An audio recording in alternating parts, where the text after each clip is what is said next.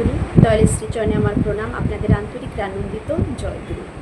সকলের মঙ্গল প্রার্থনা করি পরম দয়াল শ্রীচরণে। সবাই ভালো থাকুন, সুস্থ থাকুন। ঠাকুর আমাদের খাবার দাবারের বিষয়ে খুব কিন্তু যত্নশীল ছিলেন।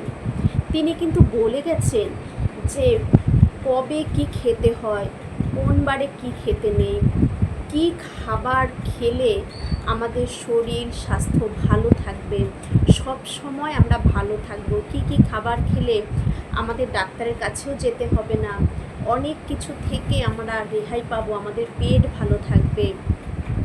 একদম সেই ঠাকুর যেভাবে বলেছেন সেইভাবে যদি আমরা চলি এবং সদাচার পালন করি এবং ঠাকুর যে বিধান দিয়েছেন সেই নিয়মগুলো যদি পালন করে, মানে খাদ্যের যে নিয়মগুলো দিয়েছেন সেইগুলো যদি আমরা পালন করে চলি, আমরা কিন্তু অনেকটাই ভালো থাকবো, অনেকটাই ভালো থাকবো। ঠাকুর সবসময় কিন্তু বলেছেন সত্তাপোষণী আহার গ্রহণ করতে।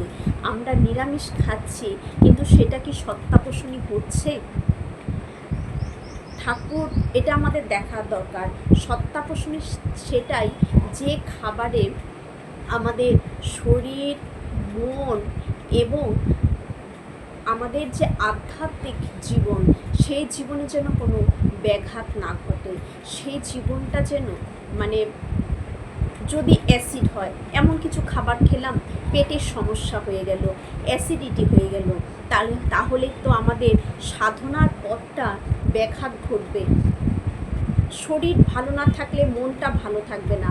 তাহলে যে আহার গ্রহণ করলে আমাদের, মানে ঠাকুর সত্তাপোষণী আহার গ্রহণ করতে বলেছেন, যে আহার গ্রহণ করলে আমার শরীর মন ভালো থাকবে, আমাদের আধ্যাত্মিক জগৎটাও ভালো থাকবে, সেই আহার গ্রহণ করতে কিন্তু ঠাকুর আমাদের বলেছেন।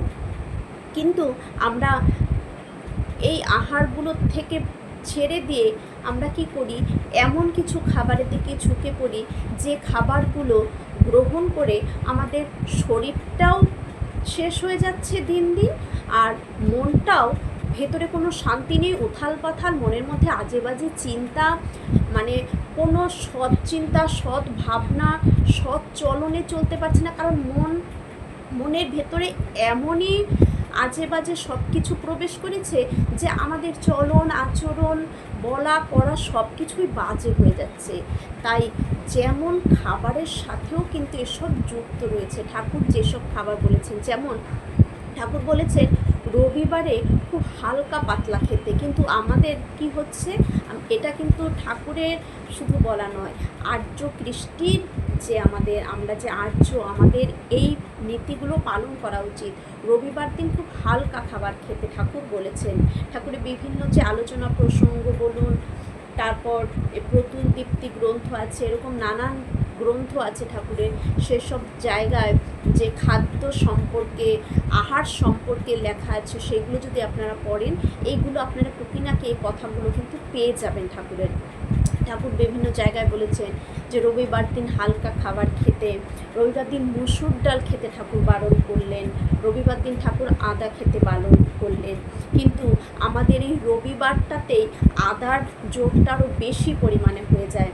খাওয়া দাওয়া রবিবার দিন হালকা খেতে বলেছেন, কিন্তু রবিবার দিনই মনে হয় ভুরিভোজটা আরও অতিরিক্ত হয়ে যায়।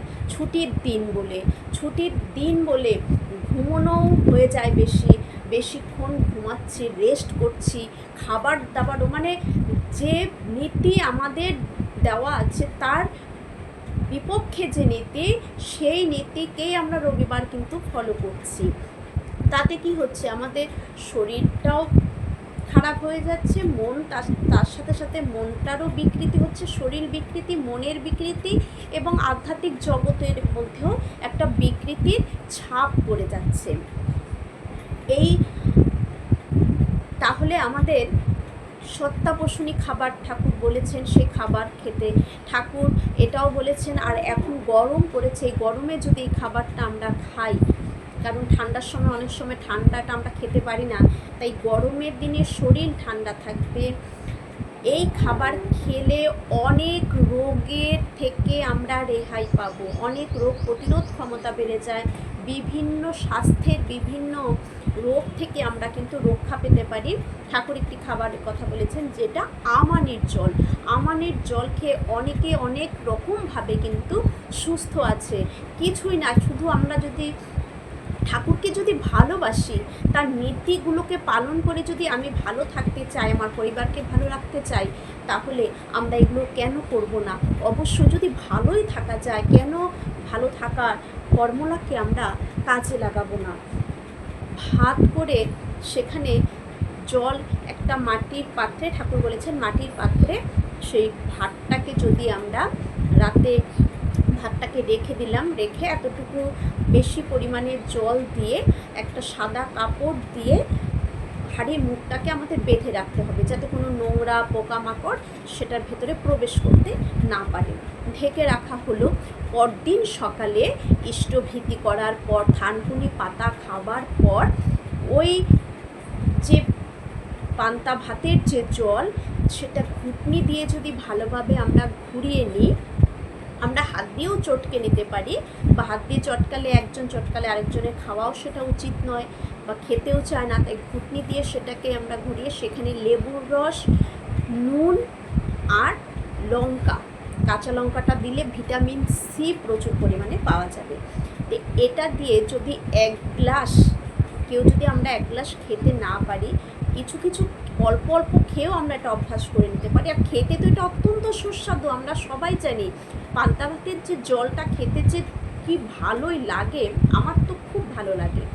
এটা যদি কেউ সকালবেলা থানকুনি পাতা এটা খাওয়ার পর যদি এটা কেউ খাবার খায়, তাহলে কিন্তু অনেক শরীর সব কিছু দিয়ে স্বাস্থ্য খুব ভালো থাকবে, অনেক পুষ্টি পাওয়া যাবে, শরীর হেলদি থাকবে। যদি আমরা ভালো থাকতে চাই, কেনই সামান্য জিনিসটা আমরা করতে পারবো না? নিশ্চয়ই পারবো। এই জিনিসটা যেন আমরা অবশ্যই করি। আর গরমে তো অবশ্যই এটা করা খুব ভালো। এটা খাবেন, সবাই ভালো থাকবেন। ঠাকুর বলেছেন একটা করে আপেল খেতে রোজ। আপেল যদি কেউ রোজ খায়, তাকে ডাক্তারের কাছে যেতে হয় না। ঠাকুর বলেছেন আপেল খেলে পেটের ভেতরে যে জীবাণু বা পোকামাকড় যে থাকে, সেইগুলো পায়খানার মধ্য দিয়ে বেরিয়ে যায় যদি কেউ রোজ একটা করে আপেল খায়।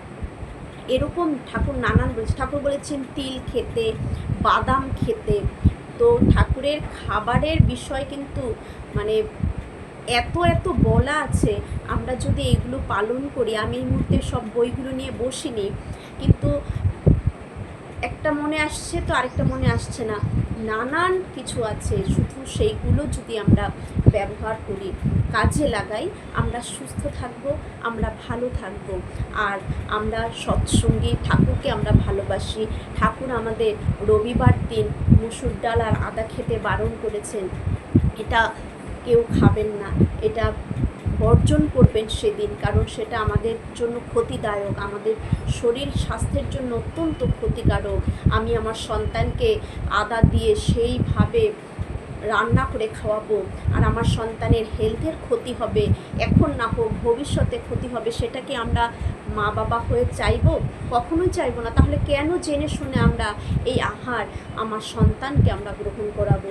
ঠাকুর বলেছেন মাছ মাংস খাস নে, আর পেঁয়াজ রসুন মাদক ছাড়।